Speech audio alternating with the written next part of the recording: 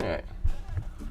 Well, hello there, ladies and gentlemen, and welcome to the first of many gear reviews I want to do on some of the gear that I used on my AT thru-hike. And today I want to go over the XR Mission Salomon Road to Trail shoe. It actually was the third pair of shoes I used on the thru-hike, and it was the pair that I used for the last leg. I used it for the last 750 miles of the AT. So, first off, I want to go over some of the features of the shoe. The features of these shoes. SensaFit. SensaFit is these little panels on the sides that are made out of a light rubbery material, allowing the shoe to stretch to fit your foot. Even though it already has a big toe box, it becomes bigger. SensaFit. Quick laces. The quick lace system on these shoes is a lace that you can cinch down, and the excess part of the lace actually fits back inside the tongue of the shoe and out of the way up in here. That's the quick lace system. As a feature, it also talks about its lace pocket. This is the little pocket on top of here that fits the laces. It is a feature. It has a lace pocket. How nice. I like shoes that have laces that you can tie. This shoe makes up for that with a lace pocket. Along with the quick lace, there is the friction-free lace eyelets. Lots of words to describe these things that hold on to the laces, and they just allow this quick lace system to slide through. Ortholite insoles, I'll get into that later. Protective toe cap. Oh, sorry. Protective TPU toe cap. Protected TPU toe cap. That's this part. Freaking awesome. Also, there is some fancy word for the tread. It's got non-marking contra grip. Contra grip. LT soles. Contra grip. Whatever that means. Molded EVA footbed. Also, it says here that it has lightweight muscle. Not quite sure where that is, but it has lightweight muscle in this shoe. Nice. All right. So for me, just to break down these features into normal words, let's get started. Quick lace system. All in all, great idea. I would remove it and put normal shoelaces on because it can fail. And once it fails, it's worthless because once it stops holding the tension on your shoes, well, it doesn't work anymore, and you need new laces anyways.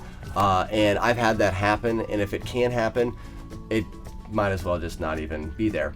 Also, because of the way the eyelets and the lacing system work, there's no individually tensioning the shoe where you want it. And with a shoe as flexible as this, you like to be able to cinch it down right where you want. This, you pull it tight, you get what you get. I would rather have your normal laces. That way you can just cinch it down right where you want it. Great idea. Maybe it'll get improved later on, but for me, regular laces are a better option. Car alarm, Philadelphia. There it goes. Dungeon basement apartment.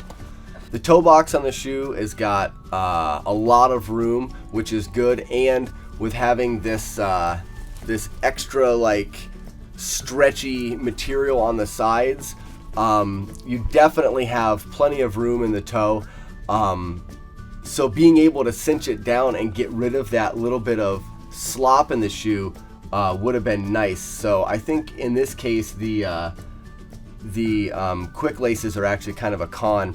All right, Ortholite insoles. Translation: big piece of crap. Once they get wet, they will not stay put inside the shoe. So you'll have these things buckling up underneath your toes. This heel cup is supposed to kind of form fit to you. No, it ends up getting folded underneath your foot and it turns, and I ended up cutting parts of it off because I couldn't stop it moving around. On the AT, your feet are always wet. So automatically new soles in the shoes if you're thinking your feet are going to get wet. What do you want, phone? Protective toe cap. Yeah, I guess it adds some protection. If you're doing hiking where you want your shoe or your toes to be protected, get boots with good toe caps on them. This is a pair of shoes. It really doesn't protect your toe. If you kick something with this shoe on, you're going to feel it. This doesn't stop you from feeling it. I guess it could protect the front of your shoe from wear. I do have about 750 miles on this shoe and the front's not worn out, so yeah, I guess it could work in that way. As for weight, the male's are 12 ounces and the woman's is 10 ounces. So it's a pretty nice lightweight shoe. As far as the performance of the shoe in comfort, the sole is nice and cushioned and big, but that also adds a little bit of a downside to the shoe because there were often times where the sole, because of it being so wide, I would get it caught between rocks and get it wedged in places. So it's a pro and a con both. I liked it because the heel's got enough cushion to keep my foot comfortable over long distances, but being that it's so wide, it was almost a little cumbersome. As far as the tread goes on the shoe, it looks like it's more made for road. There's not a very aggressive tread on the bottom, but surprisingly, it worked very well when it came to traction on almost any kind of terrain. We spent a lot of time. I wore these through the whites, where you had a lot of steep sections and you had a lot of wet weather, and on wet stone and stuff, it performed really well. You get very minimum with thick tread. A lot of times you'll get mud and stuff caked into your shoes, which could keep your shoes kind of slick. These didn't get gummed up with debris and stuff, so a lot of times you had just the rubber on the rock, which worked well. And you do see a little bit of the shoe kind of coming apart. Well, it's after 750 miles. I consider that to actually be holding up pretty well, because you didn't have big chunks of it falling off. You do have a little bit of wear, but all in all, the structure of the shoe wore really well. As far as the material, because it was so lightweight and very stretchy and stuff, there was definite wear on the material, and that we've actually sewn them a couple times. In the corners, this little toe thing is coming off, in the heel from on and off, but they lasted a long time. I would say that is normal wear. I wouldn't say that they wore extremely fast in the material, but that did wear out, and I would rather have that wear out than the soles. The soles lasted very well. As far as being breathable and quick drying, these shoes work great. For the AT, it's right on the line of what you want.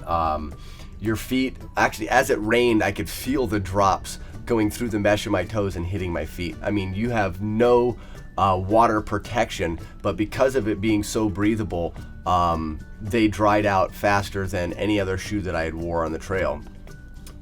So that part worked really well, and when hiking the Appalachian Trail, you need to realize your feet are going to be wet. So this shoe allows your feet to be wet, but quickly dry. So exactly what you want.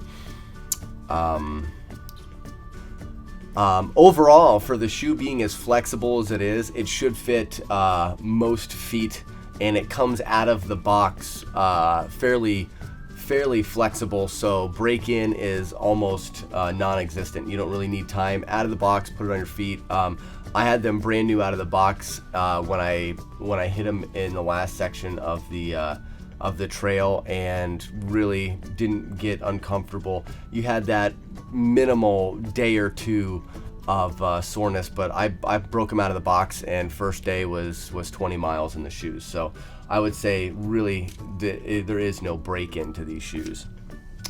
Another pro to these shoes is they're not that expensive. Directly from the Salomon site, they're $110. But I found them anywhere from $60 to $70 on Amazon, REI, and some of your other sites. For $60 or $70, it's a great pair of shoes, especially for the AT, because you're just going to burn through them anyways. I'll say that these shoes probably aren't your best when it comes to your trail runners. There's probably some better ones out there. For price, they're up there pretty good. But I haven't really had a chance to get into a bunch of other trail runners, so I don't have a whole lot to say about other kinds. These ones work pretty well, so it's going to put me towards wanting to get into trail runners in the future. And until I get a chance to try some of the other ones, I don't have a whole lot of info there. Overall, with these shoes, I would give them about 7 out of 10. They're overall pretty good, but when you gotta put new insoles in them, when you gotta put different laces on them, that's gonna drop my rating right there when the shoe doesn't come out of the box ready to go, ready for the trail, because of some of these features not being really up to par.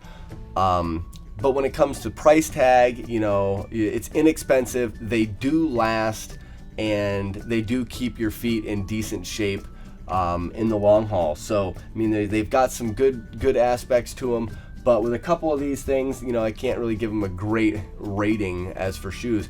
I myself personally, for what the AT was and for the way you just pound on equipment in the AT, they're a perfect shoe, because the price tag is low, and you're gonna beat them up anyways. You're gonna wear them for a month and a half, and you're going to change them in for another pair of shoes anyways. So yeah, when it comes to the AT, they're a good shoe, but they could be better. That's it for this gear review. I hope it's been helpful. And remember, in these reviews, this is just my opinion, and if you don't like it, you can go take a hike. Bye-bye.